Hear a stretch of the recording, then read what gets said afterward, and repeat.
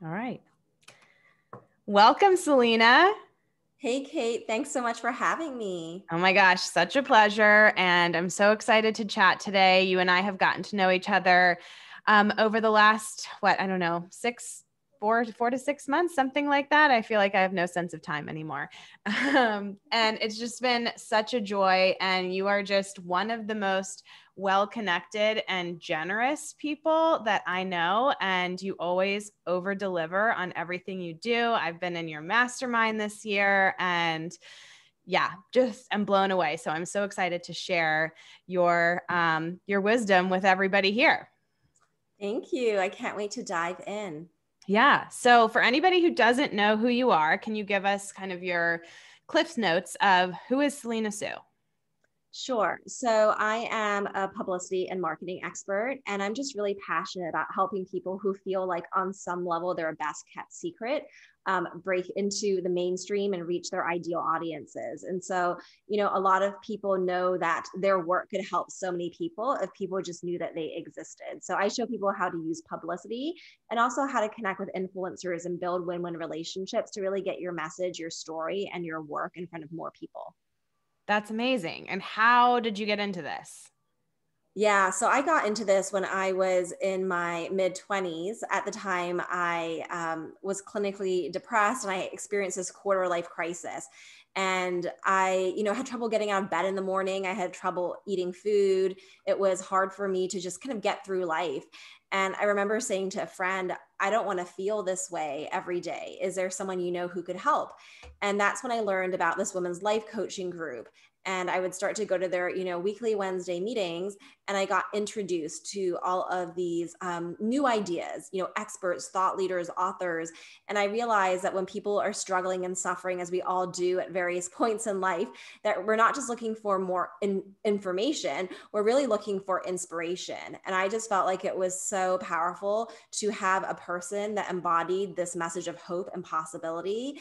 And I think, there are so many people in this world that have something special where someone just heard their story or saw their example of how they went through a challenge and came out the other side. That person, so many people could be helped. Or maybe it's an amazing product that people need to know about. And I would ask my friends if they had heard about some of these people that had really, changed my life. And they hadn't heard of them. A lot of them, even though they were getting their work out there were still millions of people that didn't know they existed. And so that's how I became very passionate about publicity. And I would just naturally start connecting the people I admired to others. I was on their newsletter lists. I would go to, these networking events in New York City, and I would make introductions between entrepreneurs and the media, or top entrepreneurs and each other. And I developed this reputation for being a connector and a publicity expert. So this is interesting too, because you are a self-proclaimed introvert, right? Exactly. So how did you get to be this super connector and be an introvert? Absolutely. Yeah. So what really fueled me was that I was really passionate about, the idea of, two people connecting or just feeling like, everyone needs to know about this person. So it wasn't coming from a place of, hey, look at me and I'm so amazing. Because when I started, I didn't have a business, I didn't have any credibility, but it was more coming from a place of wanting to help people. And so that's what really fueled me. That being said, if you put me in a room with like hundreds of people for like, networking and cocktail chit chat, I probably would not thrive in that environment unless I am the host, which is kind of an interesting thing.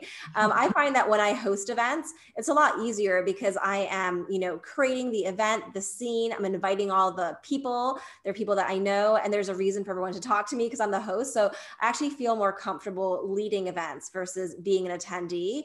But generally day to day, like I do need a lot of time to just recharge versus being around people 24/7. Yeah, I am definitely an introvert too. I say I'm like an extroverted introvert because I need my alone time very much so, which of course I've gotten plenty of this past year, but I love to talk. So I'm like, I love being one-on-one with people. I feel like the podcast is like the perfect, business model for me because I just get to like talk one-on-one and I love that. But yeah, put me in a crowded cocktail party and I'll be the one like in the corner with my champagne waiting for somebody to come talk to me. So, okay.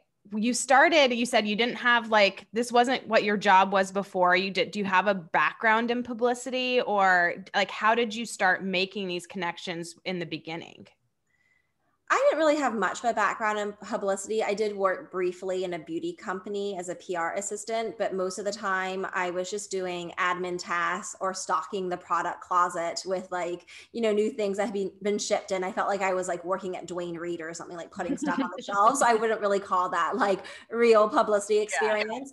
But I would say that I was mostly self-taught because I was so passionate about making these connections. And also, I would say I'm very good at putting myself in other people's shoes. I'm a naturally like sensitive and thoughtful person, and I understand that people are so incredibly busy. And even if you tell someone something, it could easily go in one ear and out the other.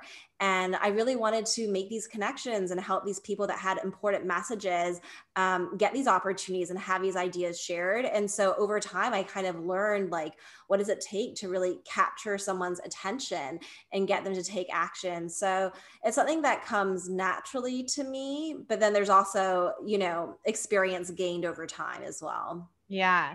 Now, at the time, I think you were living in New York City. Is that right? Yes. Yeah. I Yeah. lived in New York City for most of my adult life from 18 until 36. Okay. So where do you feel like that helped in terms of making connections, like being in the city where all these magazines were housed and like where sort of the headquarters were, or that it didn't really matter where you were? I think it's helpful, but it doesn't really matter. I mean, there's a lot of other people in New York City, but they don't really, make the most of opportunities. Yeah. So one of the things that I've done and I continue to do is I'll just reach out to people and introduce myself. So, maybe there's someone at a magazine that I want to meet, and I'll just introduce myself and say, hey, I organize these like Sunday champagne brunches with, interesting people in the media and my friends. I would love to invite you, brunches on me, that sort of thing. Or I'm hosting a little cocktail party, bringing together some really great people. Here are some of the people that are confirmed to attend. And Mhm. that's important because people always want to know like who else is coming. So you've got a couple of people where they're like, ooh, I would like to meet that person. Or, oh, I see Selena brings people together. I want to be a part of this soiree. Then that's a way to kind of connect with people. Mhm. But today, like I will reach out to people, and there's no in-person gathering, but I will reach out and introduce myself. Maybe it's a contributor for Forbes, another publication, and just say, hey, I'd love to get to know you. I'd love to see how I can be helpful because I really enjoy connecting people. So it's not so much about location, even though of course it can help. The number one thing is like being a go-getter, and also just understanding that not everyone's going to say yes, and it really doesn't matter, because what's the worst that can happen? You don't hear back. Not a big deal. Totally. I mean, my background is I was a freelance journalist for many years. And so I'm very familiar with pitching and being either rejected or more than likely not hearing anything back. And it's just funny to me. I'll say it like and take it to the grave, because people always will say, like, how did you get in Travel and Leisure? How did you get in this magazine? I'm like, I just asked. I just pitched them an idea, and I got the right person at the right time, and I sent them a good pitch, and like they're not going to come to you, at least not in the beginning. So like you have to put yourself out there, and like yeah, it probably took me like 20 no's before I finally got to the yes. Absolutely. Yeah, I completely relate to that. I mean, Yeah. I still don't get a yes to every single opportunity, but that's also because, like, think about it. Like, if we each think of ourselves as a media outlet, maybe our social media platform, you could consider it being a media outlet. It's not like we're going to post about every, one's stuff. It's like we're selective about what we choose to share. If we've got a podcast or an email list, there are plenty of people that are amazing, but you're still going to select, certain people to feature certain ideas based on also what you're looking for at that moment in time. Yeah. So let's explore this like fear thing for a little bit, because I do think a lot of people listening are afraid of pitching themselves or putting themselves out there in some way. And maybe some of it is this, like, what if they say no? What are some of the other kind of fears that you see come up with people when it comes to visibility? Yeah, there's so many fears. I feel like a lot of people's fears are around performance and being seen. in addition to the fear of getting a no. And I actually have a personal story to share around this. So early on in my business, I had a client, I was helping her with visibility and publicity. And she was like, Selena, you're so amazing. I want to put you in front of my audience. And I remember feeling nervous about it because I really was comfortable behind the scenes. But then I thought, you know what, let me say yes. This is someone that really wants to help me, right? And get in front of more people. And so I did a video interview actually just like this, except it was on Skype. And it was something that I didn't have a lot of experience doing myself, being in the spotlight. And I remember watching the recording later with my interns at the time. I remember covering my face with my hands, being like, oh my gosh, this is like watching a horror movie. Just talking like so fast as if I was on like 2 times speed, but I wasn't. And, my eyes darting, being an introvert, being in my head. And also like some of these questions, I wasn't used to answering because I never put myself out there. And I had my interns count the number of filler words I used because I was in a program called Toastmasters, which is all about public speaking. And you count like your knows and ums and all of that. And they had counted up to 137 filler words. Yeah. And I remember thinking like, oh my gosh, okay, we can just stop. Clearly, this is a complete disaster. This is so embarrassing. Like, I'm not good at this. And one of my interns was like, you know what, maybe, well, not maybe, she said, actually, Selena, I thought it was a good interview. Like, I thought you shared really great advice and stories. And I think this could help a lot of people. And I remember being so stunned because all I saw were the bad things. Yeah. And I decided to actually release the interview. I was like, well, maybe not everyone's going to open my email or let me see. I'm curious to see what happens, even though I'm terrified. And so I released it and people wrote back and I only got positive comments and people were like, oh, wow, it's so exciting to see you on video. Oh, you have such a way of like expressing your ideas, like all these things. I'm like, oh my gosh, I wasn't expecting this. And so there's a few key ideas I want to share, with your audience, because it's like, we all struggle with this. And number one is that we are our own worst critic. Isn't that true, right? We focus on all the things that we did wrong versus focusing on where we may have done well. And so we have this skewed perception. The second thing is sometimes we have unrealistic expectations for ourselves. We may think of our favorite entrepreneurs, experts, authors, role models, and maybe they seem to just so elegantly be on that TED Talk stage, or they're amazing on, video, or they just share their ideas so beautifully. And we have a vision for ourselves of being there, but it's unrealistic to expect ourselves on day one to be where these people are maybe 5 years, 10 years, 20 years, or 30 years later after putting in the work to get better, in presenting and better at publicity. Yeah. And then the other idea is like the only way to actually get better and bridge that gap is to do the work and actually to take imperfect action. It will be imperfect, but you will get better and better. And then the last big idea is that, a lot of times we put the emphasis on us, like, oh my gosh, I sounded stupid, or I don't feel like I look my best today. I feel like I'm overweight, or this and that. And it's a lot of dialogue about like us and how we look and how we sound. But when you really take that away and just think about it, did you show up to serve, to give? Were you generous with your ideas and your stories? And do you think that your advice could actually help someone, right? And if the answer is yes, then you've done your job, because it's not about making ourselves look cool. If we just put that aside, we focus on who we're helping, I think that really takes a lot of the pressure off. Yeah. Oh, so many good gems in there. I mean, I feel like the taking imperfect action is so important. And I feel like no matter what industry you're in, I teach a lot of people how to start blogs, right? And we get so many of our students that refuse to just publish their first post because it's not perfect. And I'm like, if you go back, pick any blogger that you love and follow and go back to their first post, I guarantee you it's awful. Like everybody starts out messy and imperfect, and but you have to start, because you'll never improve if you don't practice. It's like nobody sits down and just knows how to play the piano. You have to sit down and, like you said, show up and do the work and put in the time. And if you never start, well, then you'll never start. Like, it's just, you'll just stay stuck exactly where you are. And then I love just like, of course we all know we're our own worst critics, but it's such a good reminder that the other thing too is like, nobody's looking at you like that. Like, nobody else analyzes other people the way we analyze ourselves. Right. And so I've never watched an interview with somebody giving great advice and been like, oh, her eyeliner is a little off, or like something, that we're like, Right. oh my God, I can't believe my hair looked like that, or something stupid. It's like nobody else even noticed. Exactly. So good. So on the subject of kind of these fears and, just other things that can hold us back from putting ourselves out there, do you feel like there's ever been a time where you just felt like it was maybe just unsafe to be seen or to be visible like that? Is there anything, or have you worked with clients like that?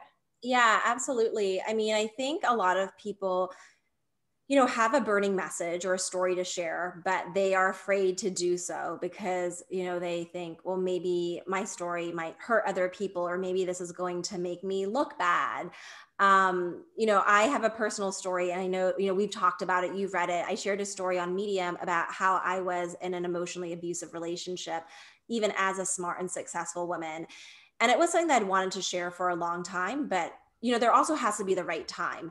I was in this, unhealthy relationship for a year and a half where the person started by whining and dining me and love bombing. It's like a new psychological term I've heard that people use to, overwhelm you with all of these grand gestures with like an end goal to like manipulate and control you. And so I fell in love with this person, and this person ended up finding ways to like enter my business and build me up and put me down and break me down, and sought to get more control over me, my life, and my business.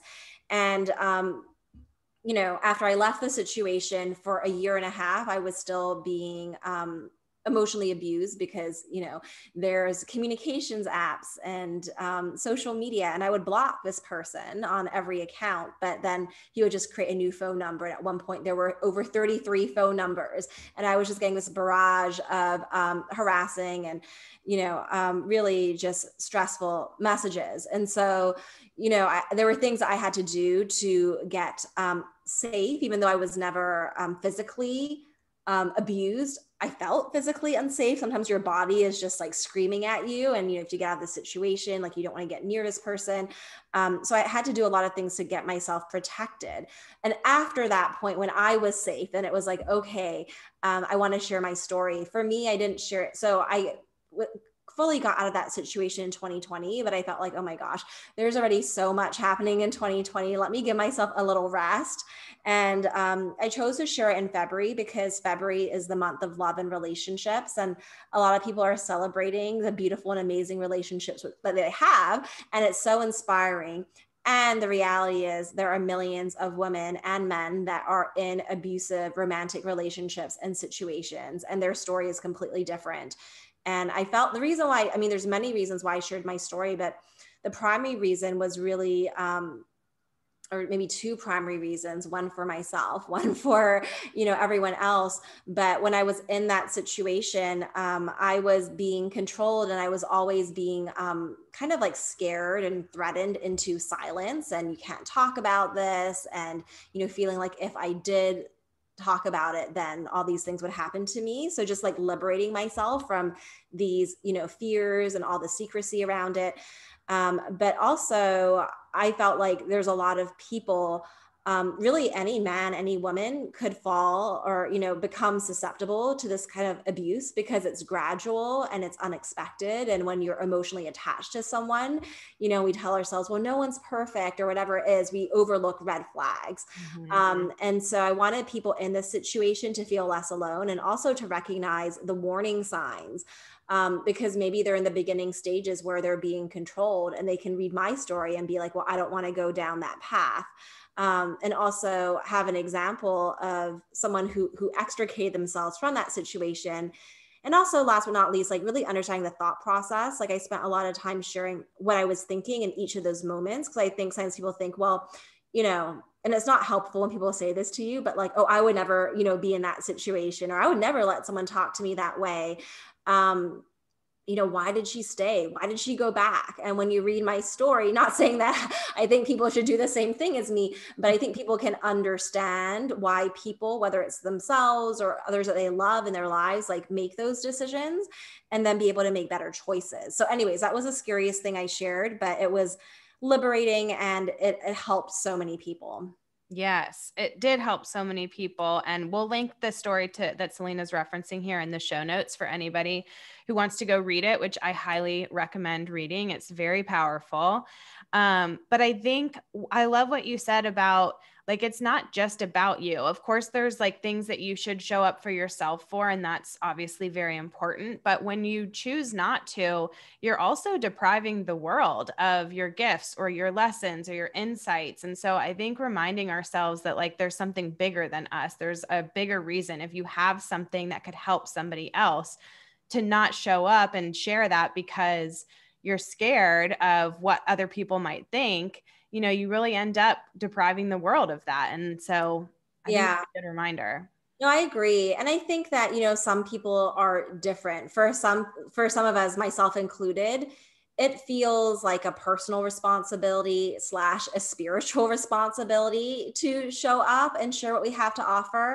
And I know some people will think, well, oh, there's other people in my industry that have more experience, or they're already in the media. But with each of us, we have our own personal story, our own unique traits that are going to draw other people to us.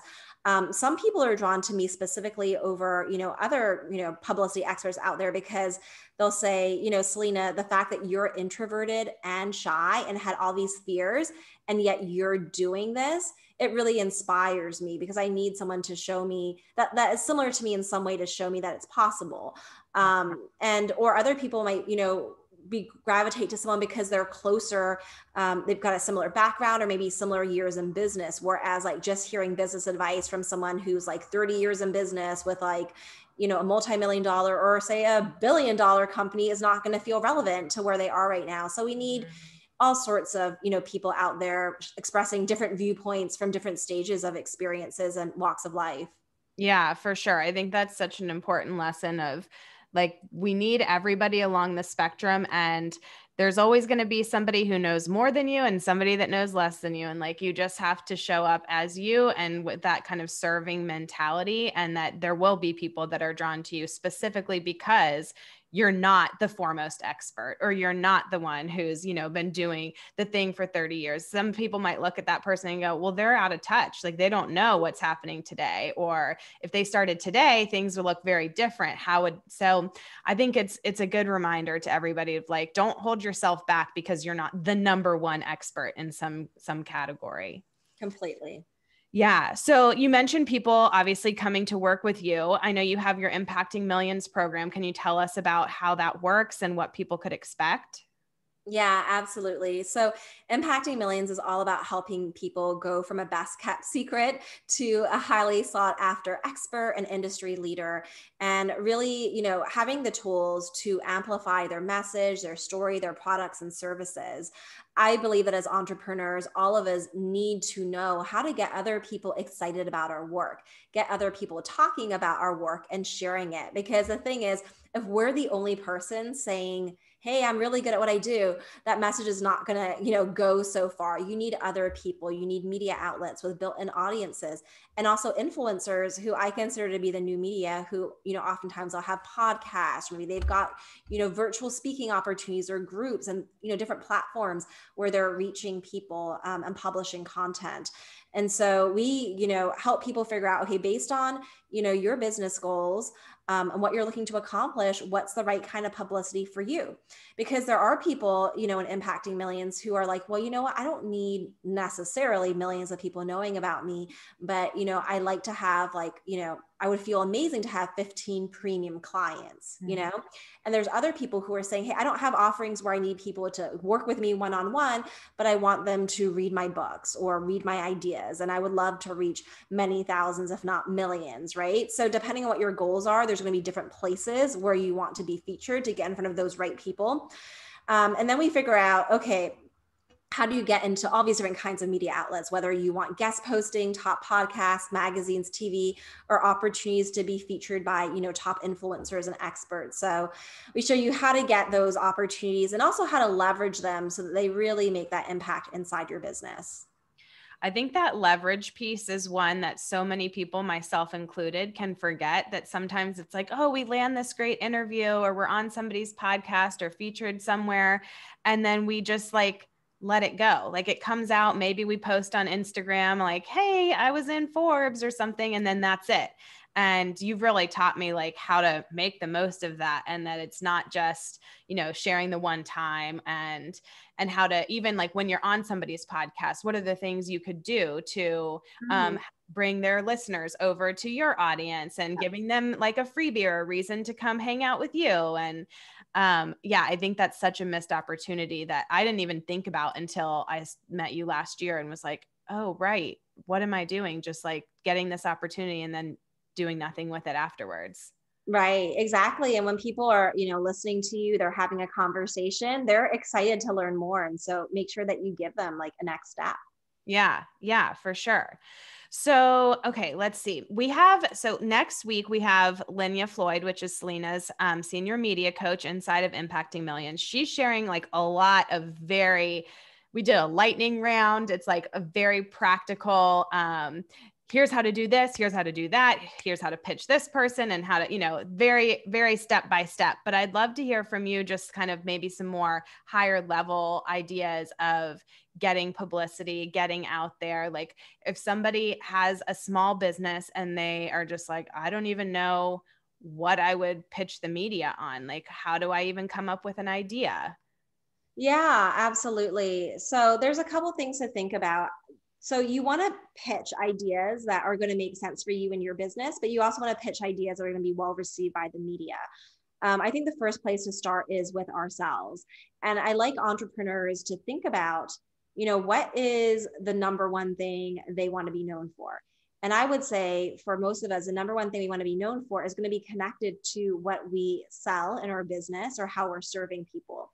So for example, Kate, in our mastermind together, we would talk about a range of topics. Maybe someone's talking about their evergreen sales funnel. Someone else is talking about how to hire a team member. Someone is talking about a free challenge, right? So these are all topics that maybe I could speak on, but I'm not going to go on a podcast and talk about that because that's, there's only a very small segment of people, in the universe that would be a right fit for the mastermind, right? So say the mastermind has like about 20 people or 10 people, whereas maybe you have other programs where a lot more people could be a part of that, right? So for me, the way that people come into my world is typically they will, join Impacting Millions. And that's the main way that I like to help people, is really to get that publicity and to be seen as that, go-to expert and get these opportunities. So if I'm doing interviews, I want to talk about publicity consistently, because otherwise people are going to want to see if I can help them with hiring their next team member. And it's really like not even my core expertise. Mm-hmm. So I think everyone should think about, with my business, what's the offering that makes the most money, that I enjoy delivering, and what is that topic? And that needs to be the topic that you pitch. You need to create story ideas related to the topic, but it should all be, connected to something that makes sense in the business.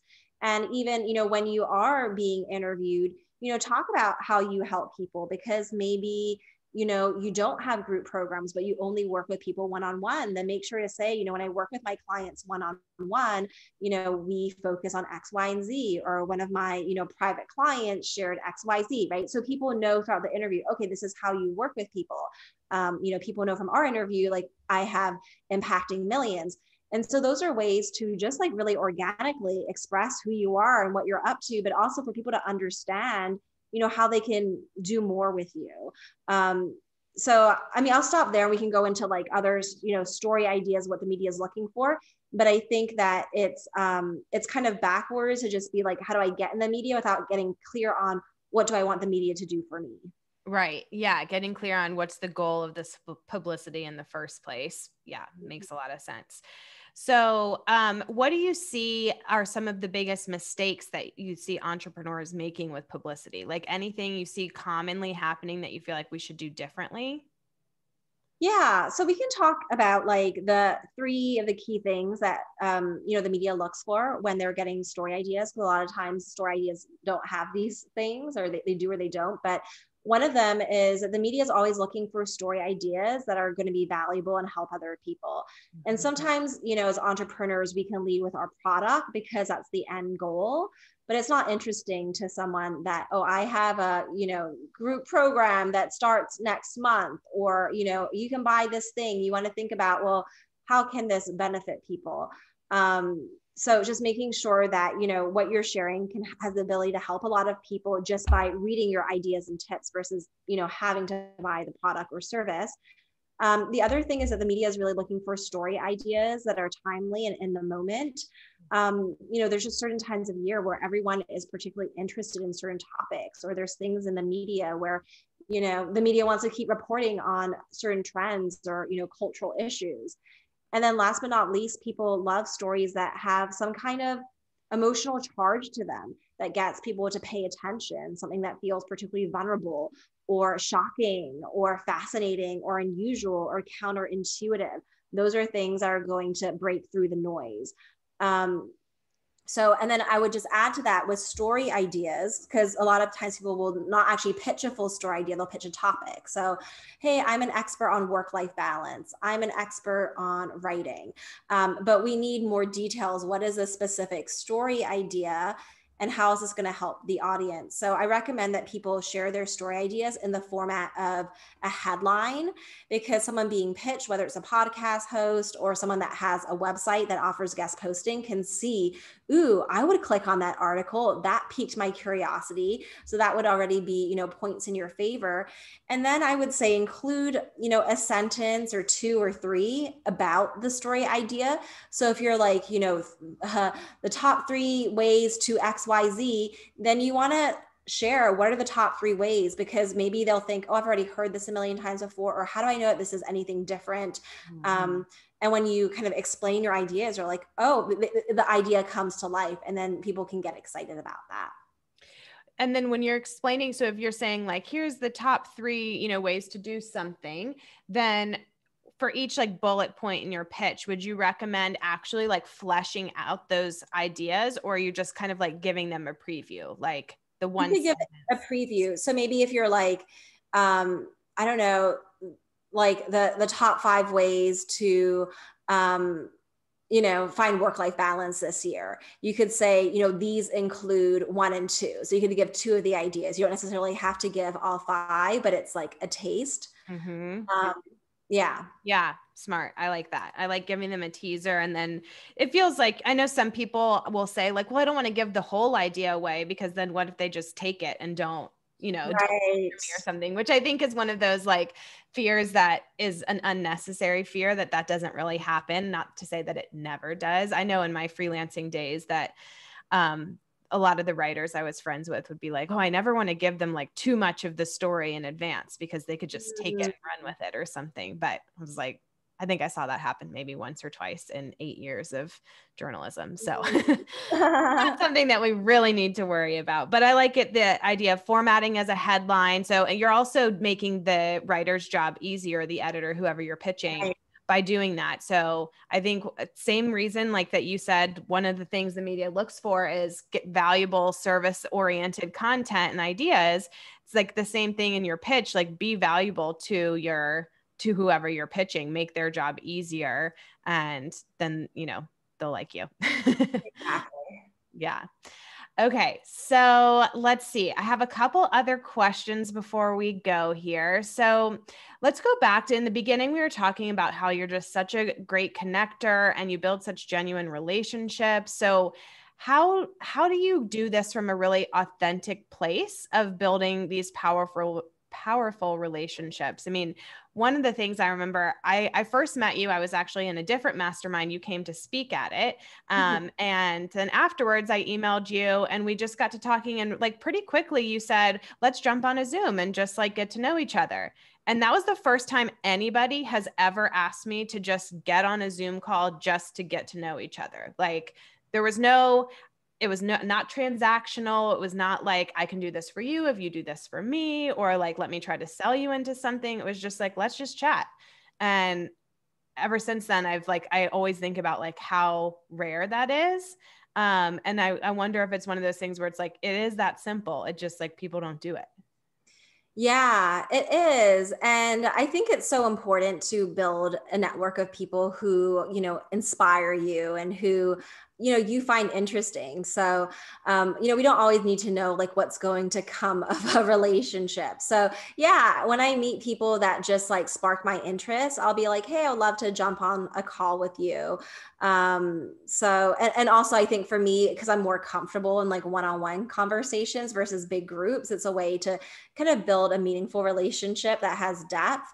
So I would encourage people to think about that. The cool thing is if you were to just, jump on one, and I call them like connection calls, right? Because there doesn't necessarily need to be a goal beyond connecting and getting to know someone.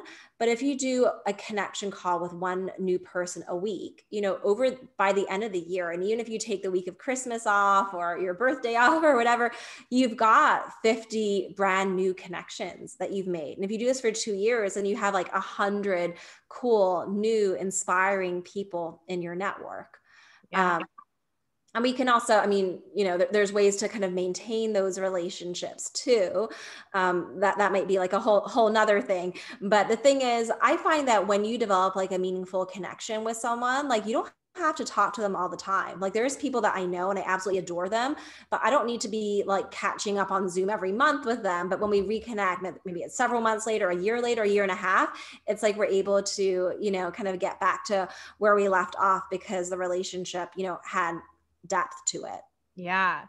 So I want to ask about maintaining, but before we go there, I think there's a lot of people, myself included, who would say, okay, so let's say are you asking for connection calls with people like out of the blue? Like you would just reach out to somebody who you'd like to get to know and ask them for a connection call? Or is it somebody who, no, we've already been introduced in some way, and then this is sort of like the next step? Yeah. So I think for me, it's really organic, even though I gave the example of once a week. Like I don't, do it once a week like clockwork. It's just when I feel inspired to. But there's usually some kind of connection or reason why I would want to explore, like, learning about the person further. Let's say maybe we were part of a Facebook group together. We took a course together. Maybe someone shared something on a Q&A call and I have an idea of how I could help them, or I would like to get to know them better. So there's usually a reason why we have a little bit of like a connection, and then saying like, hey, I would love to get to know you better. And then sometimes I reach out to the media and just offer to connect and get on calls. And I don't always get yeses. Sometimes I don't get a response, but I'm glad that I do it because, I have been able to form some really great relationships that have led to like many people, getting opportunities because I've been able to open up that door. Yeah. So yeah, I think that if you're reaching out to someone completely out of the blue, and, that's why the media ones are hard because everyone's reaching out to them. It is a bit harder, because usually people want to feel like they know you a little bit. But it doesn't mean that it can't be done. I've been very successful in reaching out to people that I don't know without an introduction. I will say, though, it's more powerful if there is something that they're curious about, like maybe, like in New York, I would invite people to these champagne brunches and I would be like, oh, it's on me, or there's going to be these great people that you're going to meet. Because I also assume that people are busy and sometimes, the answer is no, but if you can make their lives easier and be a valuable connection and just show that you're interested in their goals and helping them, then there will be people who, want to connect further. Yeah.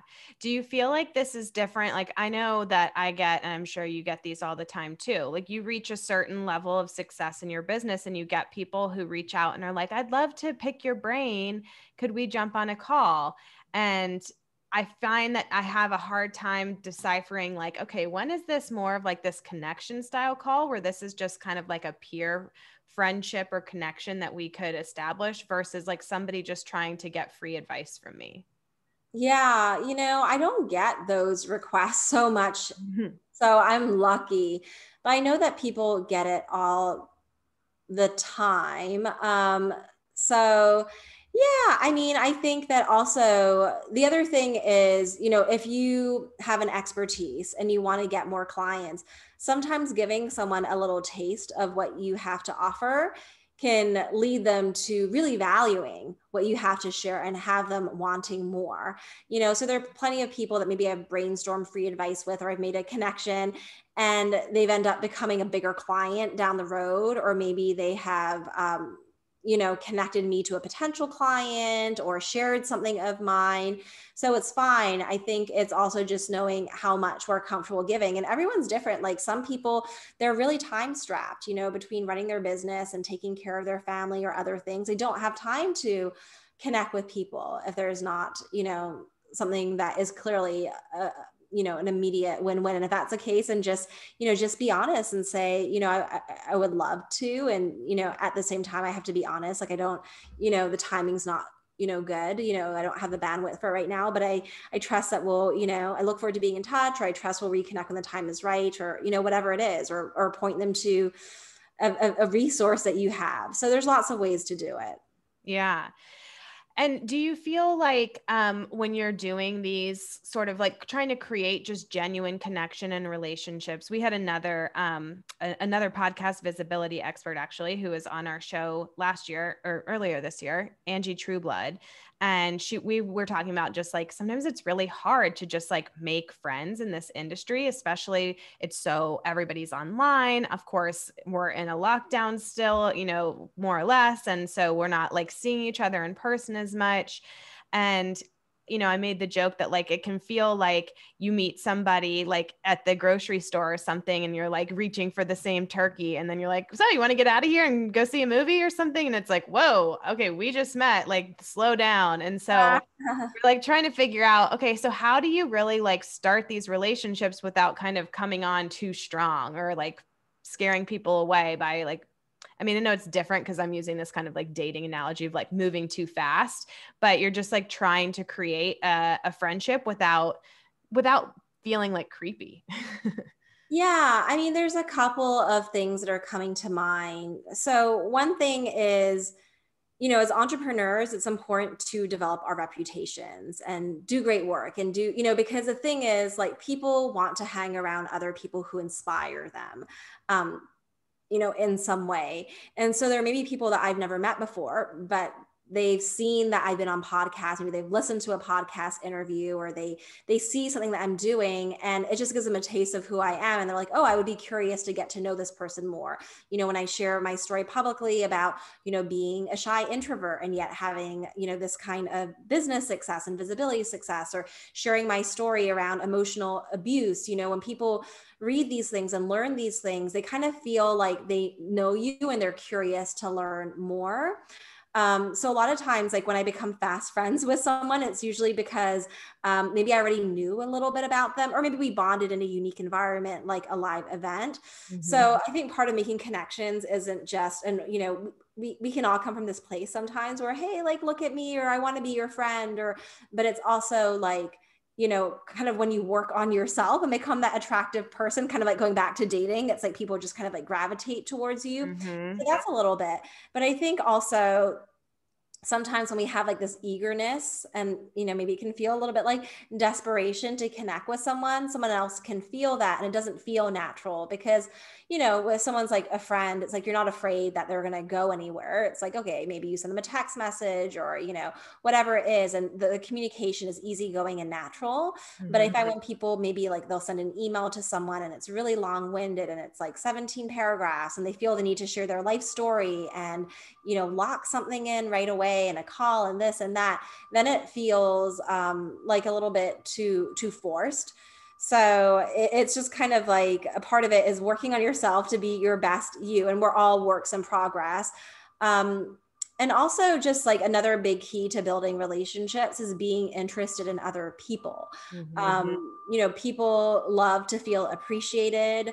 They love to feel heard. And when you feel like someone cares a lot about you, then you naturally become interested in them. So yeah, there's like a lot of little things that, you can do to become someone that others want to build relationships with.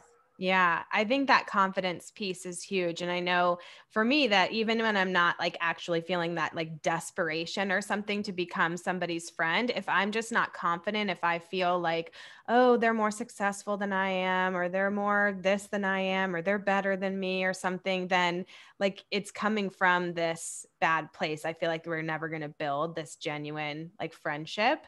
Yeah. But when you can really like own who you are and yeah, show up in that more confident way. I'm continuing to go back to the dating analogies of like, the fastest way to like get a guy to notice you is like to talk to another guy or to, like to be confident and act like you find Mr. Right when you're not looking for him, like all of that stuff I feel like is coming up for me of thinking of like, just work on yourself, show up confidently, show up of service and be interested in other people.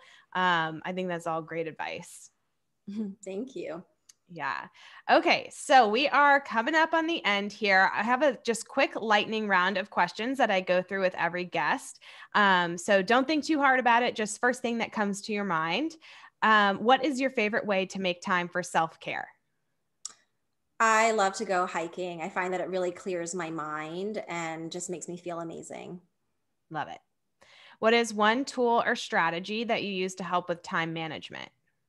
I use Loom a lot to record videos for people, for my team members, so that we don't have to schedule additional meetings. I love Loom so much too. Loom and Voxers, like anything to get me off of meetings and just like, okay, I can just do this real quickly in my own time. We don't have to coordinate. So much better. Yes. Yeah. Okay. What's the most powerful, or it could be a recent one, doesn't have to be the most, but business, mindset, or entrepreneurial book you've ever read? Oh gosh, let's see what comes to mind. Oh, the book Essentialism by Greg McKeown. Yeah. It's my favorite book. It really like embodies my entire life and business philosophy. Yes. I love that book too. So good. Do you have a favorite quote or mantra or affirmation, or just something that maybe you're telling yourself lately? Sure. One of my favorite quotes is by a New York restaurateur named Danny Mayer. And the quote is, "A business like life is all about how you make people feel. It's that simple and it's that hard." So good. Oh, that's really good. I like that. That simple and that hard. So true. Mhm. Okay. So, last question. Obviously, the podcast is called Success with Soul. What does success with soul mean to you? Yeah, I would say success with soul is about, feeling really happy with your life, like having your own personal definition of success and not feeling like you need other people to validate what you're doing. And so for me, it also looks like saying no to opportunities that people say yes to, leaving money on the table in my business, and just like feeling very happy and content with what I already have.